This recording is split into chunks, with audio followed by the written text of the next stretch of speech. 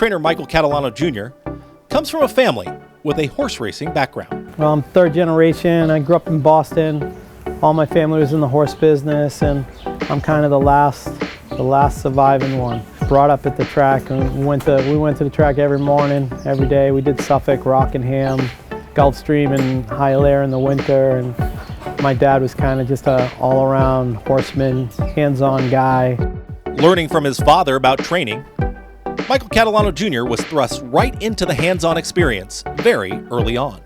You kind of just learned. You know, my dad would put you in the stall with him, and he'd be taking care of one leg, and he would show you what to do on the other, and he would point everything out. And you really didn't realize you were learning as you were learning. Old school people like my father and some other people have what's kept the ship afloat all these years. Racing in the New England region, Catalano Jr. recalls many big horses at that time. Well, I was there when Coit had his good run, and the Mascap always brought in nice horses, and there's been some really great older horses along the way, like Moxie Town, that win 50 races, and horses like that. I had a horse called Fickle Storm that won 22 races in New England, was like leading horse in the country, tied for leading horse in the country. There's some real hard knockers. For any trainer, they need great owners, and Catalano Jr. has an appreciation for his. I've been lucky.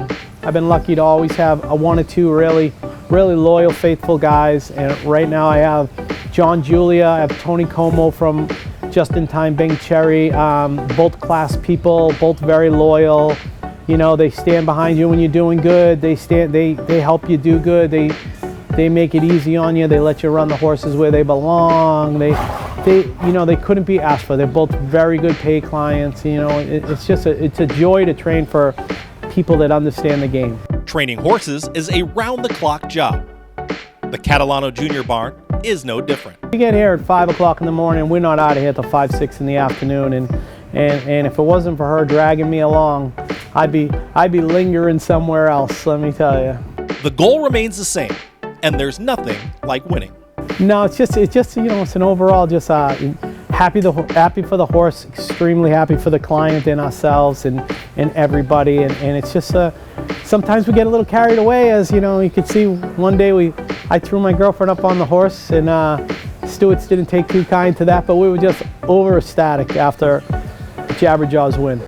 Are there any races that trainer Michael Catalano Jr. would like to win? The dream. Sometimes the dream's just to win one. But, everybody would like a good horse. I'm not a guy that needs a derby horse or anything like that. I got a lot of appreciation for old class horses. And I'd love one day to have a really, really good sprinter, like a horse that can go run in the Dubai Sprint, or, kind of goes around the country and just runs in those races. That'd be fun for me. I got a real appreciation for sprinters. What advice would trainer Michael Catalano Jr. give to aspiring trainers? I would give him real good advice that I didn't take. Go to work for a big-time trainer. Go to work for, Todd Fletcher or one of those guys that are out there, Brad Cox. The experience you'll get is unbelievable, not just in horsemanship, but you'll get it in how the game is run, and how you deal with people, and where you need to be, and just what to do with a really nice horse.